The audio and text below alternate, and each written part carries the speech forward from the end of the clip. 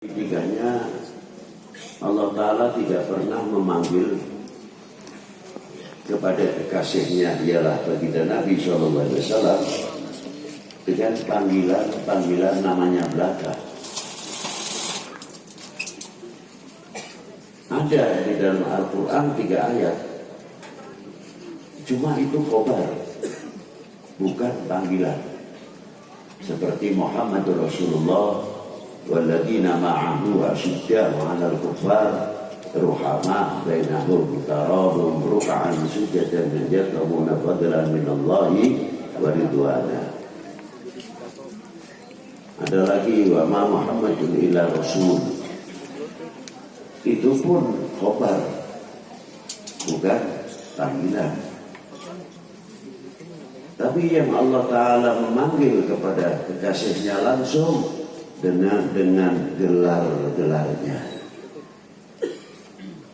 Seperti ya ayyuhan nabi, ya ayyuhan rasul, ya mudaththir, ya muzammil, ya sin, toha, dan lain sebagainya. Asma'un Nabi ada 201 nama Nabi baginda Nabi SAW.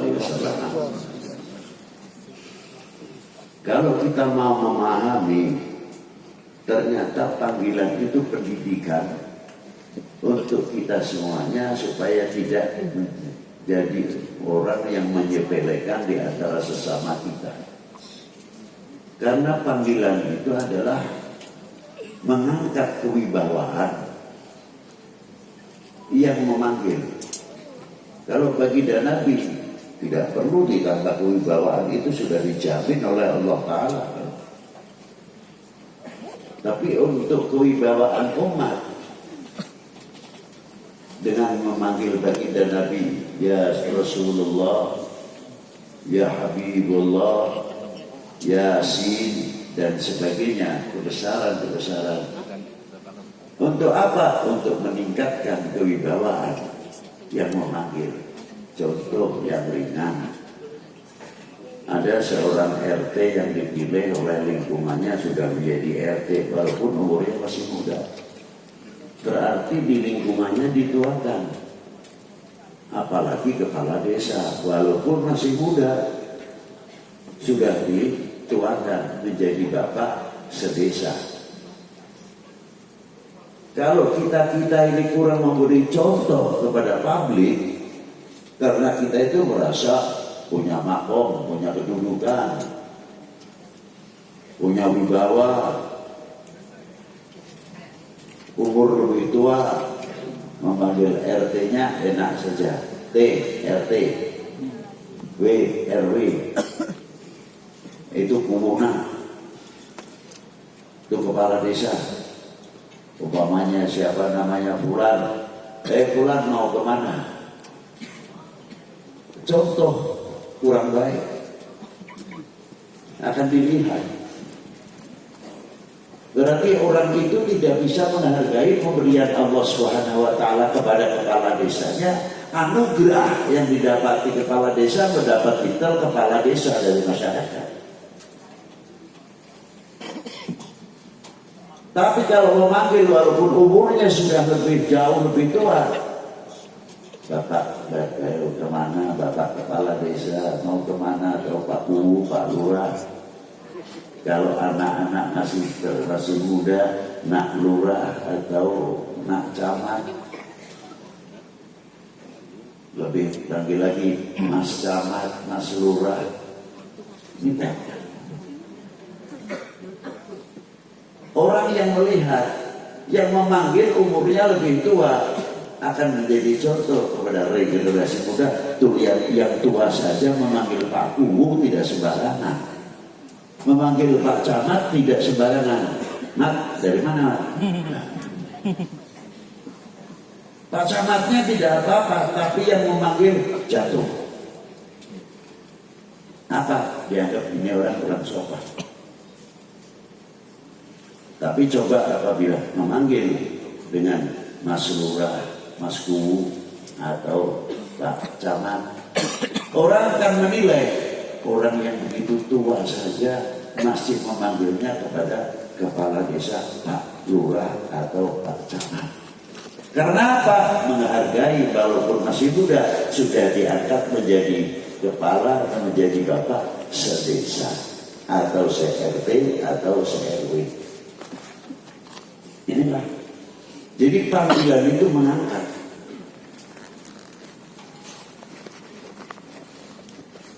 Lain daripada itu, panggilan-panggilan tersebut kembali kepada Allah Subhanahu wa taala. Apa di antara la taj'al du'a ar-rasul bainakum kadu'a ba'dikum ba'da. Jangan kau memanggil kepada kekasihku ini sebagaimana engkau memanggil sama sesamamu. Ini yang memberi perintah, yang menciptakan. Lalu kita ini apa?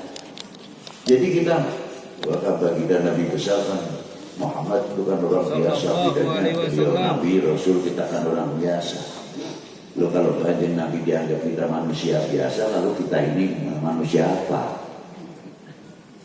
Orang yang begitu mulia luar biasa dianggap manusia biasa. Inilah. Maka Allah Ta'ala memberi contoh seperti yang saya terangkan tadi. Ya ayuhan Nabi, ya ayuhan Rasul. Padahal haknya Allah Ta'ala untuk memanggil Muhammad atau Ahmad. Tidak ada masalah. Nah, yang menciptakan. Tapi hebatnya yang menciptakan menghargai atas ciptaannya. Mestinya kita malu.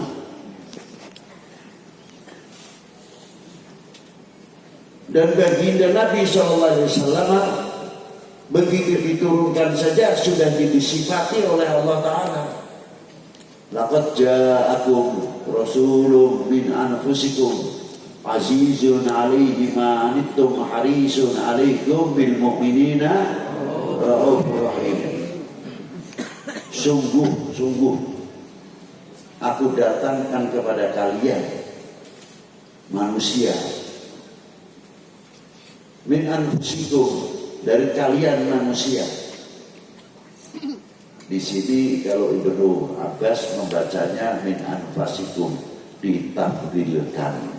Artinya manusia bukan sembarang manusia. Kalau tafsir Ibnu Abbas radhiyallahu taala anhu.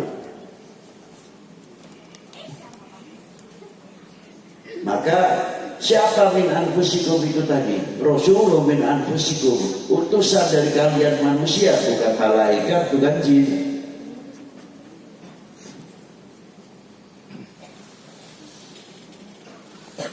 Sifatnya seperti apa? Yang menciptakan, yang memberikan sifat azizun.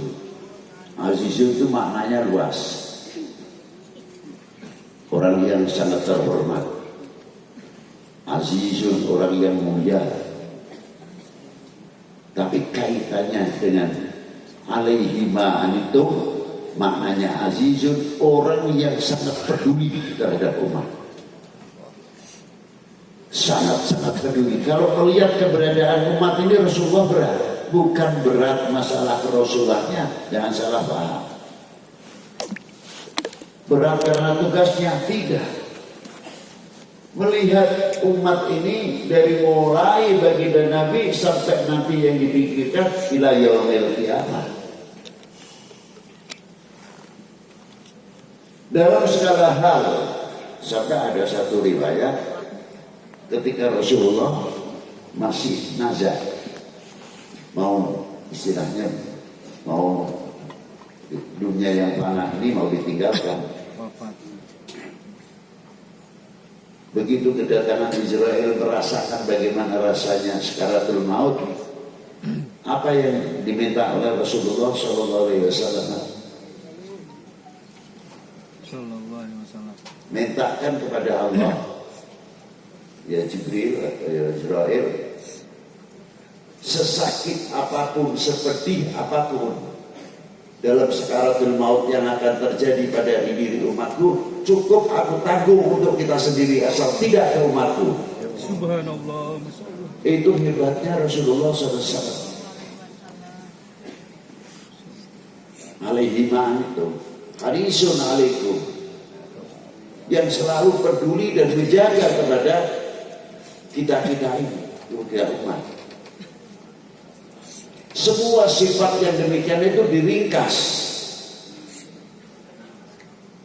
Jawabannya apa? Terakhir, bil mu'minina, sebab bil mu'minina raufur rahim.